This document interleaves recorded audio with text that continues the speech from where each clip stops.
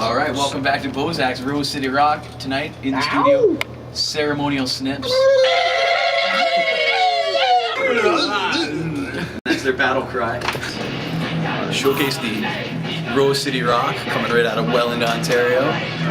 Greg Bosak hosts the radio show Rose City Rock on the Heat 90.1 FM at Niagara College. Every Wednesday night, Bosak plays songs by local bands and invites them into the studio. First band I had in was Fuzzbug, had in Dana Deathwish, FOB from Windsor and Welland, and right now we got the Snips in there. Also, next week we'll be having Haddonfield in. Bosak doesn't do it alone. With co-host OJ Bloodglove and a long list of people sitting in every Wednesday, it helps keep the show spontaneous and fun, if not chaotic. Bosak only has one complaint about all the people who stop by.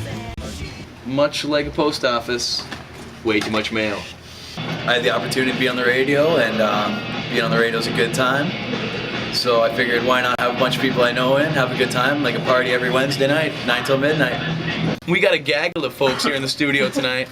We've got 1, 2, 3, 4, 5, 6, 7, 8, 1 chick.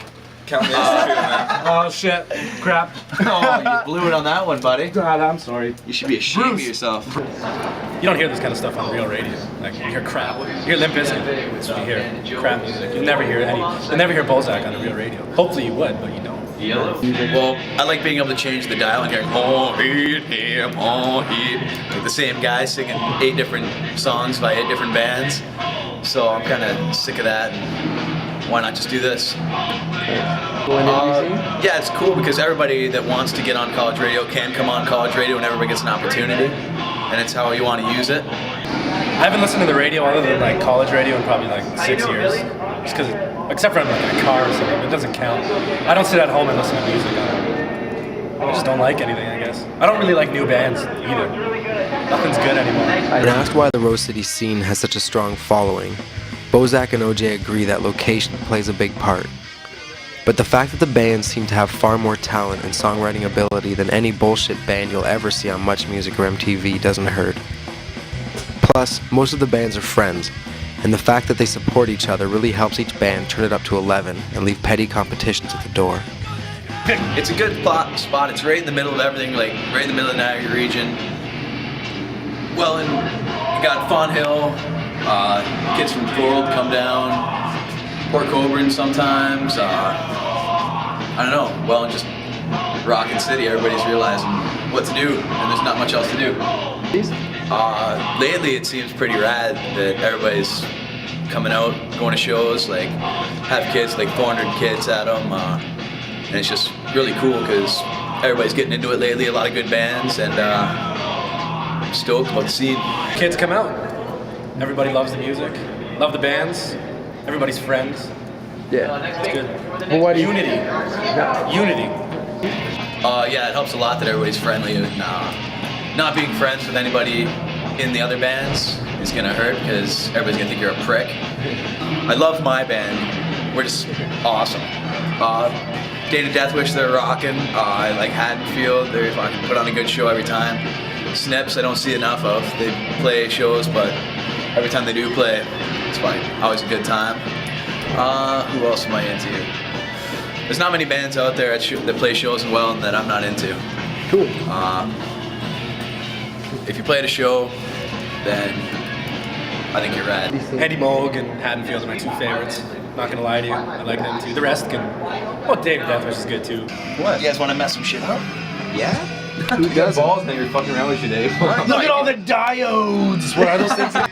For Bosak and OJ, Rose City Rock started as a means to support the scene by shining the spotlight on local bands, something mainstream radio, even local mainstream radio, stays away from. Now that same scene has responded by showing their support for what Bosak is doing. It's great. There's nothing finer than Rose City Rock. OJ. Great thing. I think that is the kind of thing that the scene really needs, is people taking initiative and show, like Greg Bosak, I think, he's a great guy for the job too. He's got a great personality, and he supports all the local bands regardless of their style or what he likes. He likes everything. Bozak's a great man. Like One of the finest in Welland. Bozak's dedication to the scene helped Rose City rock get off the ground quickly, and now he's picking up more listeners every week through word of mouth. The show is being viewed as an integral part of the scene by bringing music made by local artists to every living room, car, or Vizan in the area. In short, it spreads the word to people who aren't aware that the scene exists. It's great, I think. Helps everybody out. A lot of people listen, apparently. We get a bunch of call-ins. I'm sure no other shows get call-ins. Damn right. Or maybe they do, I don't know. I just don't know because I don't listen to this. But Rose City Rock is where it's at. Cool. Been actually quite good. I'm just hoping get more listeners, maybe eventually do something, like do a show, like have a hall show because of the show, and I don't know, hopefully just have a lot of people coming out, listening to our show, and having a good time. With a bright future and a growing audience, most people agree that Bosak and OJ may become Rose City celebrities. What do you think, Mr. Scream?